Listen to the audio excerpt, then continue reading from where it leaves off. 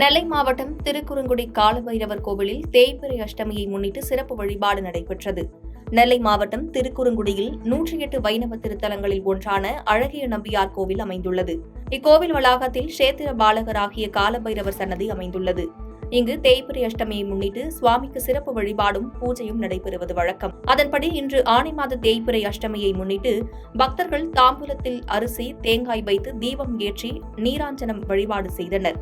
இதனால் வேண்டிய காரியங்கள் நிறைவேறும் என்பது பக்தர்களின் நம்பிக்கையாகும். இந்நிகழ்ச்சியில் பல்வேறு மாவட்டங்களில் இருந்து ஏராளமான பக்தர்கள் கலந்து கொண்டனர்.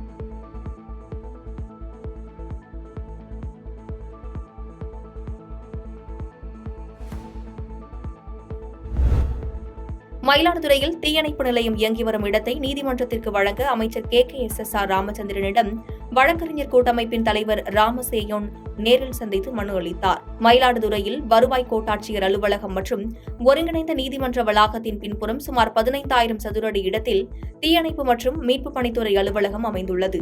ஒருங்கிணைந்த நீதிமன்ற வளாகத்தில் தற்போது மாவட்ட நீதிமன்றம், தலைமை குற்றவியல் நீதித்துறை, நடுவர் நீதிமன்றம் ஆகியன செயல்பட்டு வரும் நிலையில் விரைவில் விரைவு மகளிர் நீதிமன்றம், PCR நீதிமன்றம், போக்சோ நீதிமன்றம் ஆகியவை தொடங்கப்பட உள்ளதால் அதற்கான இடவசதி இல்லாத நிலையில் உள்ளது. எனவே தற்போது இயங்கி வரும் தீயணைப்பு நிலையம் விரைவில் மாவட்ட ஆட்சியரகத்திற்கு பின்னால் இடம் மாற்றப்பட உள்ளதால் இந்த இடத்தை மயிலாடுதுறை நீதிமன்றத்திற்கு வழங்கக் கோரி மயிலாடுதுறை மாவட்ட வழக்கறிஞர்கள் கூட்டமைப்பு சார்பில் அமைச்சர் KKSSR ராமச்சந்திரனை அக்கூட்டமைப்பின் தலைவர் ராமசேயோன் சென்னையில் சந்தித்து மனு அளித்து வலியுறுத்தினார்.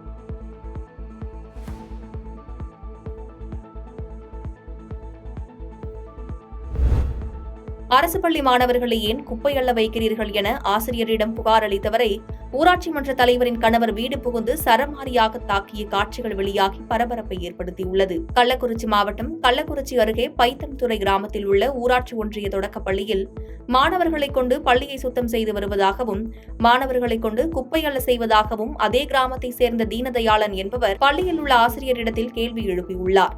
இந்த நிலையில் மாணவர்களை எப்படி சுத்தம் செய்ய வைப்பீர்கள் என்ற கேள்வி எழுப்புவதற்கு பைத்தம்துறை ஊராட்சி மன்ற தலைவரின் கணவர் முத்துசாமி மற்றும் அவரது சகோதரர் சண்முகம் ஆகிய இருவர் பைத்தம்துறை பேருந்து நிறுத்தத்தில் மளிகை கடை மற்றும் வீடு ஆகியவற்றை வைத்துள்ள தீனதயாளனின் இடத்திற்கு சென்று தகாத வார்த்தையில் திட்டி தாக்கியுள்ளனர்.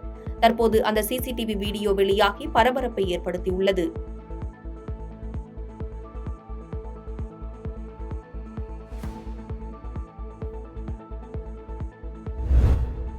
கூடைப்பந்து லீக் போட்டிகளுக்கான ஸ்பான்சர்ஷிப் ஏலத்தை ACG ஸ்போர்ட்ஸ் என்ற நிறுவனம் வென்றெடுத்துள்ளது. இந்தியாவில் IPL போன்று ஆண் மற்றும் பெண்களுக்கான கூடைப்பந்து லீக் போட்டிகள் நடத்த இந்திய கூட்டமைப்பு சம்மேளனம் முடிவெடுத்து அதற்கான நடவடிக்கைகளை மேற்கொண்டு வந்தது.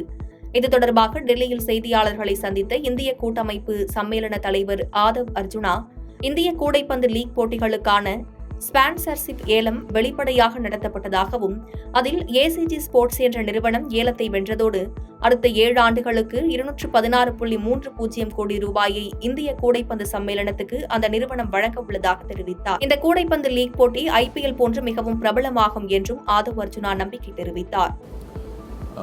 ஃபர்ஸ்ட் டைம் இன் ஹிஸ்டரியில் பாஸ்கெட்பால் ஃபெடரேஷன் ஆஃப் இந்தியா டிரான்ஸ்பரன்சியான ஒரு டெண்டரை கண்டக்ட் பண்ணோம்.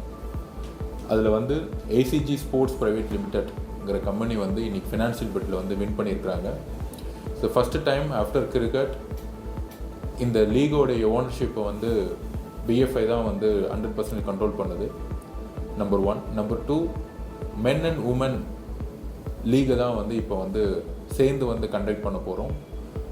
எல்லா கேமும் மென் மட்டும் கண்டக்ட் பண்ணிட்டு இருந்த டைமில் இப்போ மென் உமன் 2 பேரையும் சேர்ந்து இருக்க லீகை கூடி சீக்கிரத்தில் நம்ம நடத்த போகிறோம். நெய்வேலியில் முதலீட்டாளர்கள் தேவை என விளம்பரம் செய்து 4.5 கோடி மோசடி செய்தவர் மீது நடவடிக்கை எடுக்க வேண்டும் என மாவட்ட காவல் கண்காணிப்பாளர் அலுவலகத்தில் பாதிக்கப்பட்டவர்கள் மனு அளித்துள்ளனர். கடலூர் மாவட்டம் நெய்வேலியை சேர்ந்த மக்கள் கடலூர் மாவட்ட காவல் கண்காணிப்பாளர் அலுவலகத்தில் புகார் மனு ஒன்றினை அளித்தனர். அந்த மனுவில் நெய்வேலி இந்திரா நகர் அருகே MKP குரூப் ஆஃப் கம்பெனிஸ் என்ற பெயரில் நிறுவனம் இயங்கி வந்ததாகவும், இந்த நிறுவனத்தில் முதலீட்டாளர்கள் தேவை என விளம்பரம் செய்யப்பட்டு முதலீடு செய்பவர்களுக்கு மாத போனஸ் மற்றும் மளிகை பொருட்கள் வாங்கிக் கொள்ள தொகை வழங்கப்படும் என கூறி சுமார் 100க்கும் மேற்பட்டோர் இந்த நிறுவனத்தில் முதலீடு செய்துள்ளனர். சில மாதங்கள் வங்கிக் கணக்கில் தொகை கிடைத்ததாகவும் பின்பு பணம் வரவில்லை என்றும் கூறப்படுகிறது. இதுகுறித்து நிறுவனத்தை நடத்தி வந்த கார்த்திக் அவரது மனைவி கார்த்திகாவிடம் கேட்டபோது மிரட்டல் விட்டதாகவும் கூறப்படுகிறது. இதனால் பாதிக்கப்பட்ட 50க்கும் மேற்பட்டோர் கடலூர் மாவட்ட காவல் கண்காணிப்பாளர் அலுவலகத்தில் மனு அளித்து கோரிக்கை வைத்தனர்.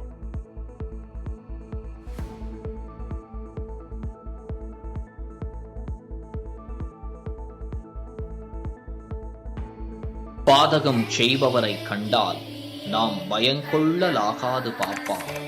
மோதி மிதித்து விடு பாப்பா, அவர் முகத்தில் உமிழ்ந்து விடு பாப்பா. அண்மை செய்திகளை உடனுக்குடன் தெரிந்து கொள்ள இணைந்திருங்கள் இயம்நாடு தொலைக்காட்சியுடன்.